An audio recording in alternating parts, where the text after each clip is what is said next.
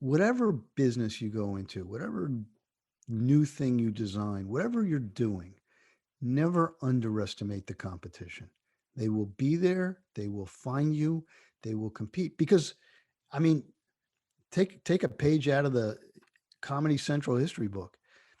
Nobody wanted to do a comedy network. Suddenly I said, let's do one. And then suddenly the competition shows up. I mean, immediately.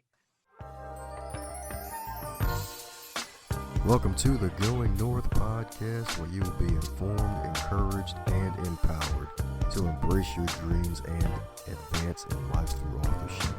I'm your host, best-selling author of the book Stay the Course, and certified leadership trainer, Tom the Reitman. Be sure to check out the goods and services from every guest, as well as the host himself, yours truly.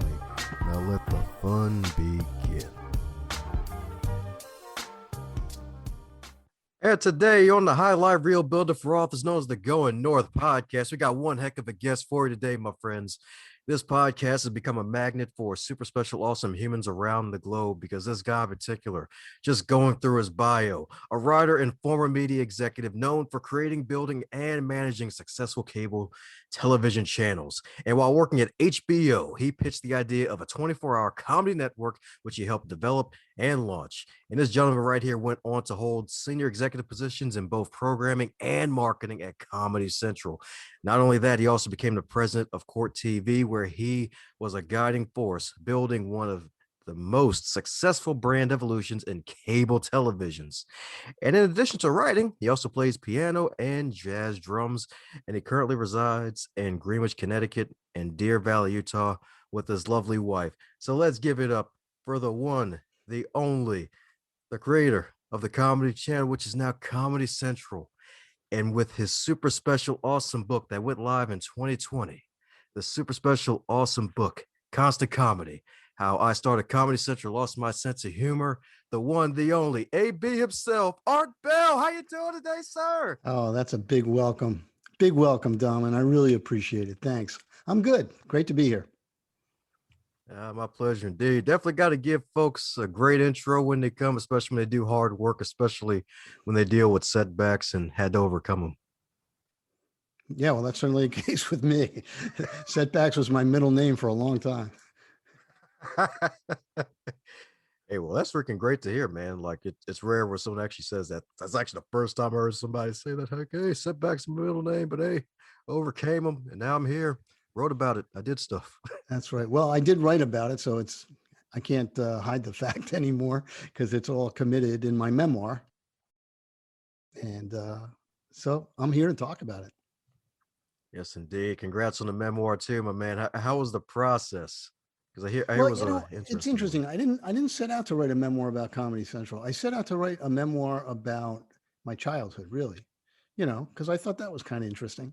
So I started writing about my childhood, and I was in a memoir class because I wanted to learn how to write, which I did. And one day I came in with a story about Comedy Central, and everybody sort of woke up at that point when I was reading and said, "Hey, we didn't know you did that. That's cool. Why don't you write more about Comedy Central?" And I said, "Okay. How come you didn't like the 150,000 words I just read before class last 6 weeks about my childhood?" I didn't really say that. So I started writing some more stories about Comedy Central, and then I realized, that really was the most incredible adventure of my career. And I realized I had a book in me. So I just, by that time I had so many stories, I just kind of put them together, made sure there was a through line, a plot, good guys and bad guys, the whole thing, and came out great. Very proud of it. Yes, indeed. Yes, indeed. What's even more interesting is that you came at it from an entrepreneur standpoint. Like you weren't even like your own entrepreneur. Like that what makes it even more powerful. Well, in those days, this was in the early 90s, launching a cable television channel wasn't an easy or inexpensive thing to do because there was no digital, right? Digital was just kind of showing up around the mid 90s. And by 2005, I remember commenting to someone, a kid could put a TV channel out of his garage at this point, given the internet and everything else. Of course, that's what happened with YouTube. But in those days, you needed a huge amount of infrastructure. You needed satellite uplink facilities and distribution facility network. You needed a lot of stuff. So I couldn't just jump in with the $50 I had saved and try to put that together. Plus, I was working at HBO. I thought, these guys should do it. They're doing great comedy anyway. Why shouldn't they do a 24-hour comedy network? Yeah, and it made perfect sense. But what was interesting, the fact when I read part of your book, they weren't really gung ho about it at first. That's for sure. You know, I was really surprised when I came out of school and wanted to get into the television business, and nobody had put together a 24-hour comedy network. Because to me, it was the most obvious thing in the world. I loved comedy. I grew up loving comedy. And I really wanted to work at a comedy network, but there wasn't one. There was an all music channel. There was an all sports channel, ESPN. There was an all news channel. There was an all lots of stuff channels, but no comedy network. And I expected, I kept reading the trades every day, expecting somebody was going to launch the thing, but nobody did. So I pitched it finally to the head of programming at HBO. Now, let me just set this scene a little bit for you. I was a junior member of the team, and I was not in programming. I was in financial and marketing analysis. So I had, I didn't even know the head of programming. I mean, I know who she was, and it was a small enough company that she didn't say, no, I won't give you an appointment. But I walked in and said, Bridget, I think HBO should do a 24-hour, 7-day a week, all comedy network. And she said, stop right there. That is the worst idea I've ever heard. And let me tell you why, which she proceeded to do for the next 10 or 15 minutes. And she was saying, comedians wouldn't want to be on it. Nobody really wants to watch 24 hours of comedy as if people were going to sit there and stare at it. And there were all already, there was so many so many channels, so many cable channels. There wasn't really room for another one. Now, at the time, there were probably 20. So, Mhm. that wasn't really one of my concerns. Anyway, she pretty much threw me out of the office with a lot of cold water in my face. And it was a moment of disappointment, I have to say. But I knew she was wrong. I knew there was going to be a comedy network in the world. And I kept thinking about it. Yeah, definitely did. And I believe it was 5 years it took for it to finally get that another chance to pitch to someone else, if I'm not Well, mistaken, it right? wasn't that long, but I was in a job that had where the project I was working on failed. It was HBO had decided they wanted to do another paid television service, subscription service like HBO, no commercials. But they wanted to do a channel with no sex, violence, and bad language. I laugh even when I say it because, I remember walking in the first day saying, wait a second, now how's this going to work? No sex, violence, and bad language in a television channel? How are you going to sell that? And in fact, it didn't work for a bunch of reasons. But so that went down. That went down. And I was sort of out of a job and I figured I'd have to find a new job, even though they said, Art, stick around. We like you, and we'll find something for you to do eventually. I put my resume together and I wrote up the network. I wrote up my idea for the channel, financial stuff and programming and how it would be put together and how much money it would make, zillions of dollars in year two. How you put those new business plans together. And I was intending really to staple it to my resume and see if I get a job at one of the other companies around. Yeah, that was an interesting time. I did actually not pitch it so much, but I had some friends who worked on Wall Street, in investment banking. These guys weren't the president of Goldman Sachs or anything, but they were there. And I said, hey, is this an idea that might get some financial support? And they said, yeah, yeah. So that was like plan B right there. But as luck would have it, my boss's boss was happening by one day and I was working on this thing. And he said, what are you working on? And I said, I'm working on for a plan for, this new network idea I have. And he says, let me see. So he takes a look at it and he says, this is great. Let's go see the chairman. And I said, wow, you're going to show this to the chairman? That's great. And he said, yeah, let's go. And he meant right then, right that minute. And I was like, wait a second, I'm not even, I don't have my lucky tie on. You know, you can't take me down there. And he just walked me down there. I didn't have a presentation. I had no presentation materials. I just had myself, you know. And I walked in the chairman's office. His name was Michael Fuchs. He had just been named the most powerful man in Hollywood, by the way, by the Oh New York wow. Times. So there's, little old me. Michael was the kind of guy that if you walked into the elevator with him, you broke into a sweat, because he was very powerful. He was very powerful. Anyway, he looked up and said, "What the heck do you guys want?" or something like that. And I just, I pitched my little heart out and told him what I thought, and he said, "Sounds interesting. Let's pursue it." And that's how it happened. Ah, well, that's what I'm talking about indeed. That's what I'm talking about indeed. And it really just shows that sometimes you really just have to let timing just run its course because the first time he mentioned it, she probably wasn't even thinking truly as far ahead as the others might have been thinking. Well, it's interesting. I never really circled back to her and asked her about it. She did ultimately get on board with the whole comedy network idea because, she was working at HBO, and the chairman of the company was behind it. So, she signed up. You know what I mean? But no, she was actually a supporter. She ended up on the board.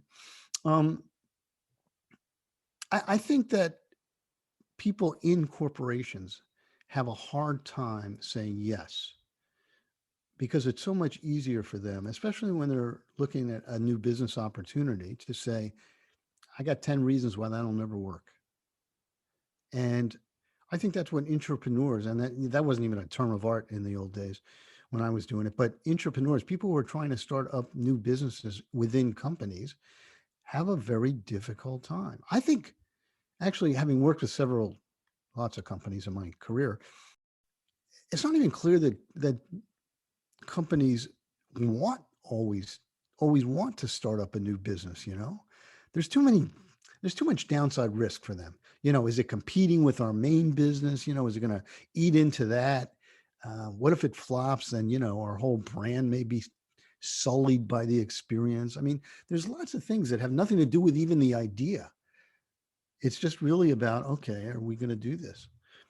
um, and these days, I have found out, after having written the book and having people call me and stuff, companies are very interested in trying to figure out how to innovate inside their company, how to get their employees to think more like entrepreneurs so that they can find new business ideas, pursue new opportunities. Again, it's really up to management to make that happen, and also to identify the new ideas as something worthwhile. Definitely. And it's definitely good to hear too. And I feel like it's kind of by default nowadays where companies are looking for innovators because really in this day and age, you kind of have to innovate and try to stay on top of your game constantly because things are always changing. Yeah, that's right. Certainly, the television business is a good example of that. I mean, from Hmm. the time I started to now, it's ridiculous. I mean, linear channels like Comedy Central, which, by the way, is celebrating its 30th anniversary this month, April, since the launch. The television business has undergone a huge amount of change. Linear channels, as I said, are kind of going out. It's all about on demand. It's all about Netflix. Netflix is what HBO wasn't when I was in the mid 80s when I got there. That's what Netflix is now. It's like the happening place to work. It's the happening place to be. It's setting the standards for television viewing in America now. And they pretty much surrounded comedy too. I got to say, they're doing a hell of a job. Yep, that's true, especially with getting some big name comedians on there with specials and that even some newer folks, giving them opportunities too. Yep. Yep. Well, in every generation, there's been that.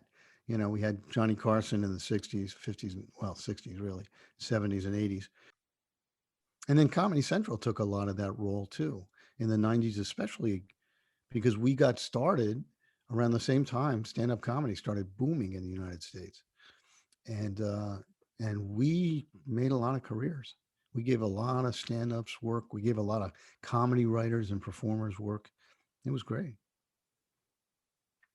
Heck yeah, definitely, because comedy's definitely a hard it's really a skill and an art that is really difficult depending on if you don't know your audience, especially because it especially when folks are expecting you to be funny. It's one thing for just regular Joe Schmo to maybe crack a joke and get a couple laughs, but someone who's an actual comedian calls himself a comedian. It's a whole different ball game. Yeah, that's for sure. Being funny is it's a little bit of a gift, but don't kid yourself. The great comedians, the great comedy writers, they work very, very hard to get that material. Um, and it's really amazing to watch. And I was glad to be part of it for a little while. Yes, indeed. Yes, indeed. Definitely could say that again. And speaking of being hard, I hear that you lost your humor at one point because of the whole Comedy Central thing. I believe it was a rough start, right? Yeah, you could say that twice. And I named the book that. The book is Constant Comedy. It's a memoir, Constant Comedy: How I Started Comedy Central and Lost My Sense of Humor.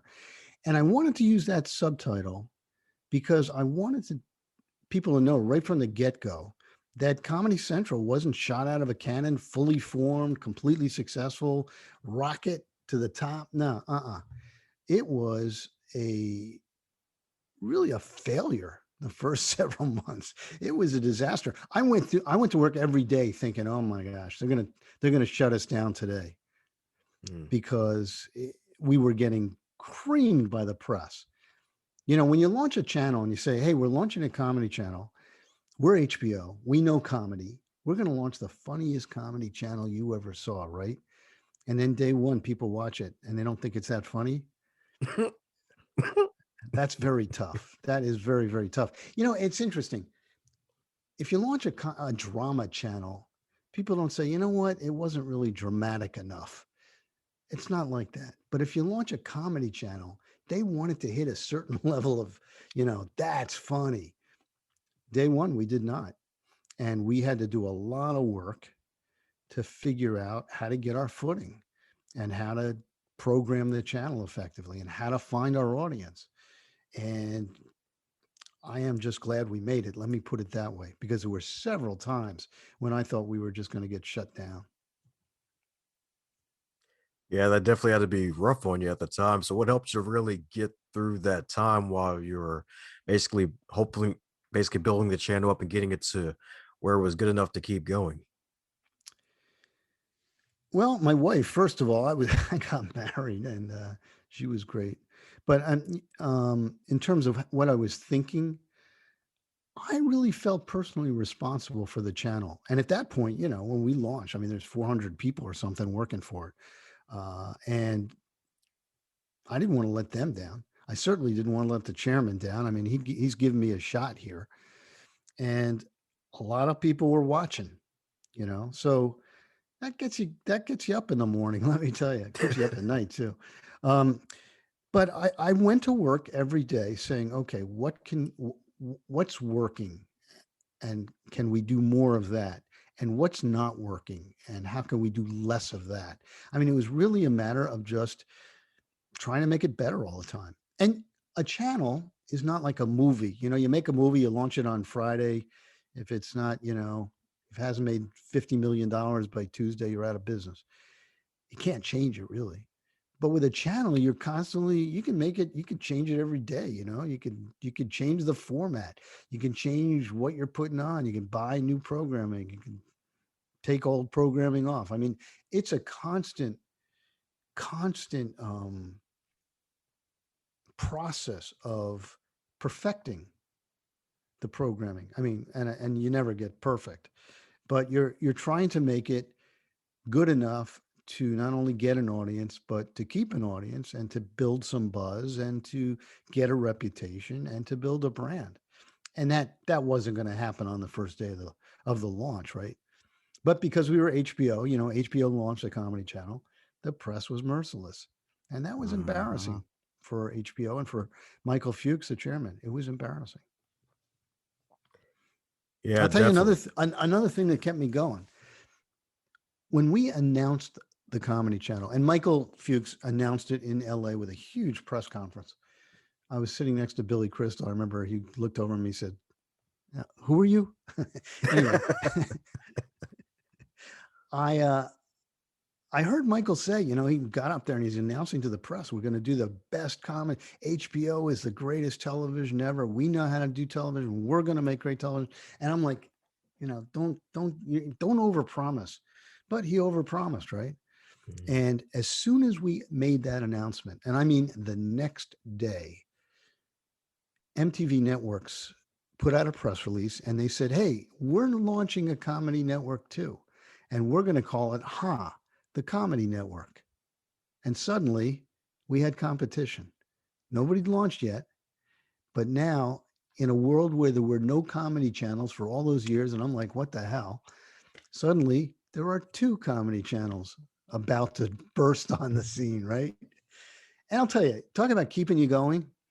That was a moment where I said to myself, look, if nothing else, it's not the world's stupidest idea if if somebody's copying us already. You know what I mean? Of course, MTV hadn't done anything about trying to figure out what a comedy network would look like. They just put out a press release so that it's like putting their foot in the door before it got closed. So uh, we launched. 6 months later, they launched. And it was like this, head to head. The press called it the Comedy Wars, and it was tough. We were going at each other we were trying to get advertisers. We were stealing programming from each other. We were going after talent. It was trench warfare. At the end of 6 months, and it was the end of a year for us. Launched about 6 months after we did. The end of that time, I got a call and they said, "Oh yeah, the channels are being merged." And I said, "You got to be kidding me. We're winning." That's what I said. That was the first thing I said. Then I said, "Oh my gosh, I'm not going to have a job." Actually, I don't know if that was the second thing I said, but it came up, in the first paragraph. Let me say that. Um, but Dom, I was really crestfallen. I mean, here was something I'd given really everything to for the last couple of years, putting it together. And I mean, and the whole idea that we were kind of giving up, like, well, nobody really, no channel was really better than the other ones, so we're just throwing them together. That crushed me for a moment, but I only had a moment because I soon found out that I was going to keep my job. Not only that, I was going to the new channel, and they threw me together with the head of programming from and they said, "Okay, you guys figure it out. You got to rename the channel. You got to figure out what the programming is. You got to put it all together, new brand, the whole thing." And let me tell you, Don, that was almost as hard as launching the channel in the first place. Two corporate cultures, completely different. Two different ideas of a comedy network, you know. And you're working with your enemy. you know. It's like suddenly you're shaking hands with your enemy and saying, "Hey, sorry about that, but we got to get going here." And you know what? We did. We got going. And I'm really proud of that. Yes, sir, indeed. Yes, sir, indeed. It was definitely great that was able to happen for you, that you're able to not only lost a channel, but heck, even survive a year and then end up merging and then becoming stronger because of it. Well, that was, yeah. Looking back on it, we did become stronger because of it. Although I think, and I'm not 100% sure, I think the powers that be, the guys in the executive suites who made the deal for the merger, I'm not sure they expected it to last, you know. That's I'm probably serious. what No, I'm happened. That's serious. probably what I happened. think Yeah. I think they were just thinking, "Oh my gosh, we're strangling each other. Nobody's going to really win, because we can't get enough advertisers or distribution because we're splitting the market." And so either we merge or we both die. But then they merged us, and I think they were saying, "Well, if nothing else, we saved face." There you go. There you go. It's like, hey, what some meant for evil ended up being for good. It really is the power of collaboration. And heck, that's probably what the world needs now more than ever, just more collaboration. I feel like there in certain places, like it's starting to happen a lot more, but there still needs to be more of it happening because sometimes folks try to compete against each other, and sometimes it can be fun. Like if it's like a sports game, yeah, competition's always good, and you one wants to dominate one or the other. But like in business, even though that can be definitely rough and tough, there's still areas where folks can still collaborate and still make the magic happen. Well, that's true. That is certainly true. But let me tell you something about competition. Whatever business you're going into, and you have a lot of entrepreneurs listening to your podcast, is that right? Yes, sir. Um, whatever business you go into, whatever new thing you design, whatever you're doing, never underestimate the competition. They will be there, they will find you, they will compete. Because take a page out of the Comedy Central history book. Nobody wanted to do a comedy network. Suddenly I said, let's do one. And then suddenly the competition shows up. I mean, immediately shows up because they said, wait a second, HBO's not stupid. If Hmm. they're doing something like that, it must be a good idea. And they Hmm. showed up, right? I could give you lots of examples like that in the television business that I came across. And that wasn't even my first lesson in don't underestimate the competition. Remember, I told you about that channel Festival? It was called Festival, No Sex, Yep. Violence, and Bad Language. You know what happened? You know, one of the reasons it didn't work? Because it was something around called the Disney Channel, and it was for Hmm. kids. And we were doing the No Sex, Violence, Bad Language movie channel for adults. So what do you think Disney did? They saw that and they said, hey, wait a second. We could put movies on at night. Now we're a family channel. Good for the whole family. Same platform we were trying to launch, right? There you go. Hmm. Bye bye. And that's when I said never underestimate the competition. Amen to that because it's so true. You're definitely right.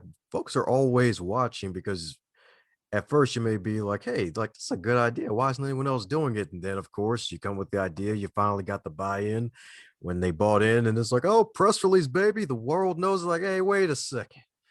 There's some blue ocean here they're finding here. Let's make this ocean red. That's right. That's what happens. But you know what?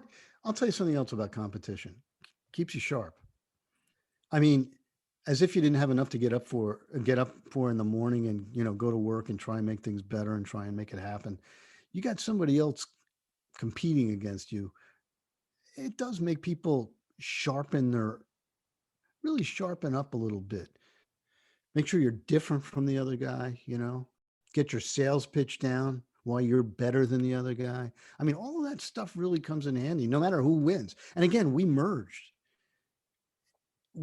after a year. They had been up for 6 months. Believe me, in that one year, I had like 10 years experience. I mean, we had worked so hard. And the same guy, same with the other guys. We knew everything there was to know about a comedy network by then. That's really true. And so we didn't have a lot of money yet, but we certainly knew what we were aiming for at that point. There you go. Definitely know what you're aiming for. And that's really just the power of aim. Like that helps you to really focus and really get closer to reaching and accomplishing those goals that you have for yourself. So, since you've been on this kind of interview train for these past few months promoting the book, and of course, your brand new podcast as well, is there a question that you wish you'd be asked more often when you're on the guest side of the game on these shows? That's interesting. I mean, we have specific things that I like to ask on our podcast when we have people on, and it's usually about who do first of all, when did you find out you were funny? Because a lot of the people we're talking to are in the comedy business, and they usually have a pretty good answer for that. I certainly had a good answer for it, and I put it in my book. And then we also ask about, what are your comedy influences? Now, this is not a comedy podcast. So I would say that one of the questions that I like to hear is, what do you want to leave people with? What do you want to, you got an audience here. What do you want to tell them? And in your case, it's a business audience, entrepreneurs, people in business, people trying to cement their place in the world or just do better in their careers. And I love to talk about that. I love talking to people who are trying to learn about business and learn what it's really like and learn what you have to do to push a new idea. Ah, solid indeed. Solid indeed, definitely. So a few years down the road, you were able to really after the merger, is that when you really lost really the comedy? Is where you did you ever really find it back years down the You know road? what? The subtitle, as I said, it was just a reference to the fact that it was very hard. And there was actually a moment. Let me go back to that. This is during the first 4 or 5 months after we launched, when Michael Fuchs, the chairman, called me in and he said, Art, it took a comedy channel to get me to lose my sense of humor. And he was not laughing. And I was not laughing. And nobody was laughing. You know what I'm trying to say?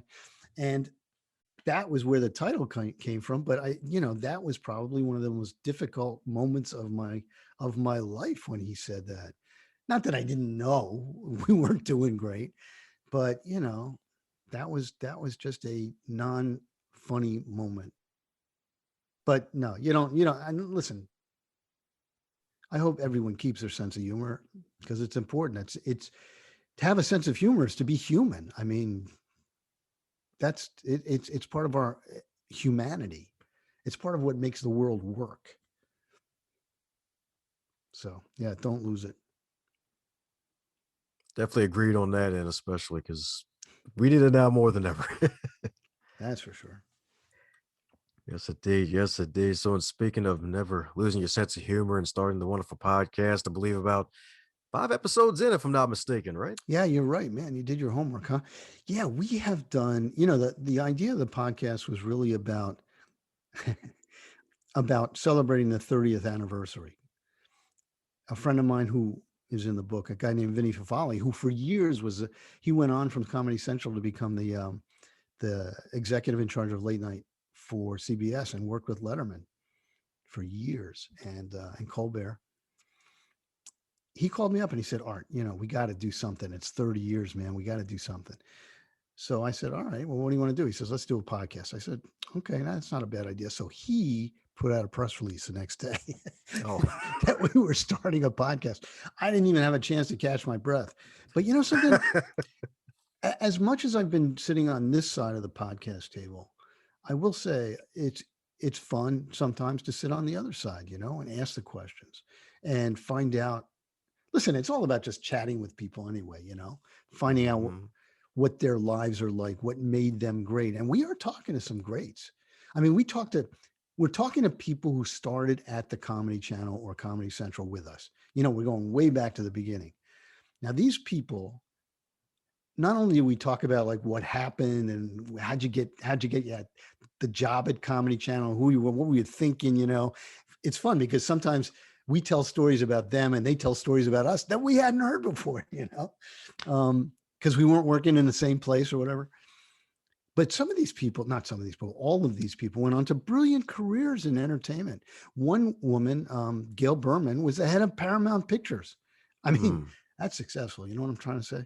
And we talked to producers who produced some of the greatest television, sitcoms ever.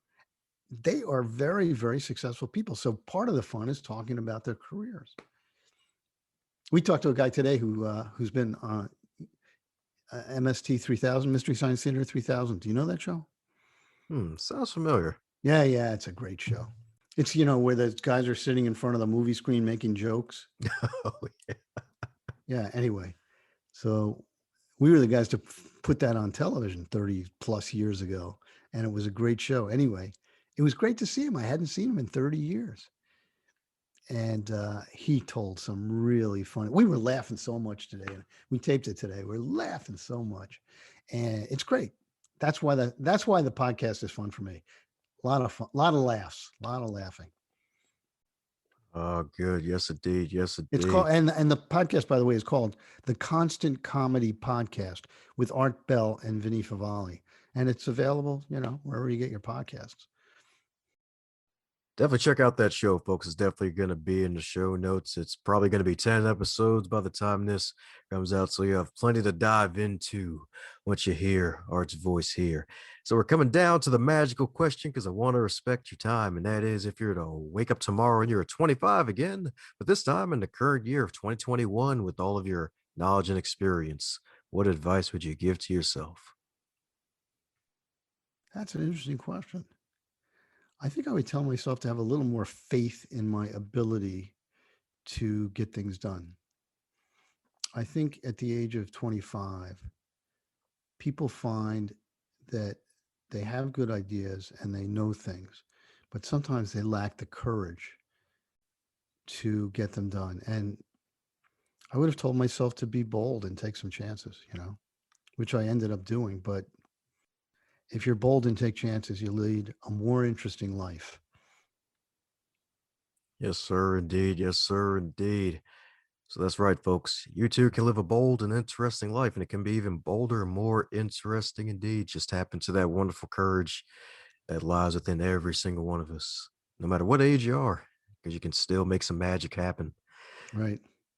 Yes, indeed. Because Art himself, you probably never saw yourself publishing your memoir, and then almost a few months later having a podcast You too. know what? But that's it right there. Life's an adventure, man. It's like you're a pinball in a pinball machine. You're getting bounced around a little bit. Take advantage of whatever the world throws at you. I mean, podcast, it's a stupid example, but I could have said to Vinny, no, I'm not doing a podcast. I don't want to do that. Or, it's too much time, it's too much work. I just said, okay. Somebody says, hey, Art, we ought to do something. I always say, okay, let's do it, because I always find myself doing interesting stuff that way. My wife said, hey, we're going to learn how to scuba dive. I said, get out of here. And we learned how to scuba dive, because I didn't say no. I just said, wow, that's a wacky idea. And we've been having so much fun got postponed a little bit, as you know, by the old situation. We won't even name it.